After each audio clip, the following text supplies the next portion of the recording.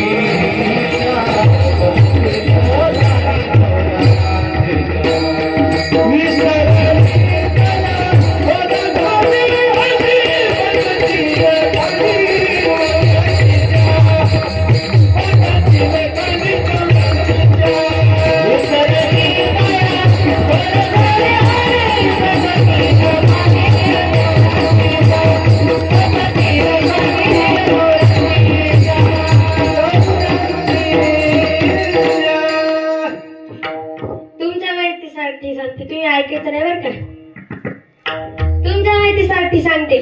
तुम्हाला जर उद्या कोणी असं म्हणलं तुम्हाला अक्कल नाही, तुम्हाला तर तसं म्हणणार नाही समजा. पण जर म्हणलं तुम्हाला अक्कल नाही तर म्हणायचं खरंच मला जर अक्कल असती ना त्यासारखी झांबलेट पदरच पडली नसती म्हणायचं. तुम्ही ऐकलं नाही ना? महिला म्हणतात ऐकलं नाही ना? तुम्हाला जे ऐकू नका म्हणलं ते आधी ऐकू डायरेक्ट. तुम्हाला जर असं म्हणलं कोणी तुम्हाला अक्कल नाही तर म्हणायचं खरंच अक्कल नाही. मला जर अक्कल असती ना त्यासारखी झांबलेट पदरातच पडली नसते. विठ्ठल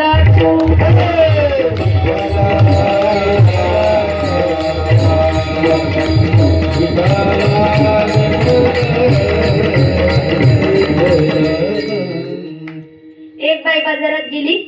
बाजारात गेल्याच्या नंतर चपलाच्या दुकानात गेली. चपलाच्या दुकानात गेल्याच्या नंतर तिने सांगितलं दादा ही चप्पल कितीला? दादाने सांगितलं 100 रुपयाला जोड. ती म्हणली 50 रुपयाला द्या. बायाला खास म्हणलं बाजार करायला धाडावं महाराज. कारण की बाया बाजारामध्ये इतक्यातच ना अर्ध्याला अर्धी किंमत काढत्या. तसंच ही गेली. गेल्याच्या नंतर सांगितलं चप्पल 100 रुपयाला 50 रुपयाला देते का? तो म्हणला बाई 50 रुपये ही माझी खरेदी किंमत सुद्धा नाही आणि तू 50 रुपयाला मागते म्हणल्याच्या नंतर तो दुकानदार म्हणला बाई तुझे 50 रुपये बाजूला ठेव माझे 100 रुपये बाजूला ठेव. आता 80 ला नाही. ती म्हणते 40 ला द्या मग.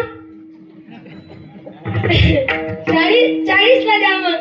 तर हा दुकानदार म्हणला 40 रुपये ही माझी येण्या जाण्याची एनर्जी खर्च करण्याची तितके तिकीट सुद्धा नाही.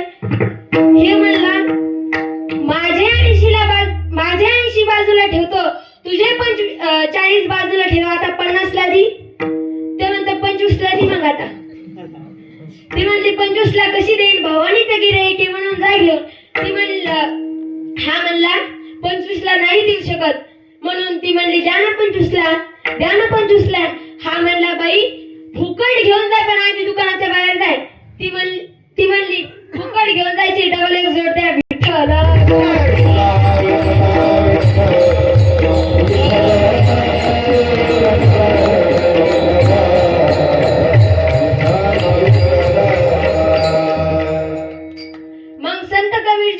कबीर जनाबाईंना गौऱ्या निवडून दिल्या. गौऱ्यातून विठ्ठल विठ्ठल आवाज येत होता.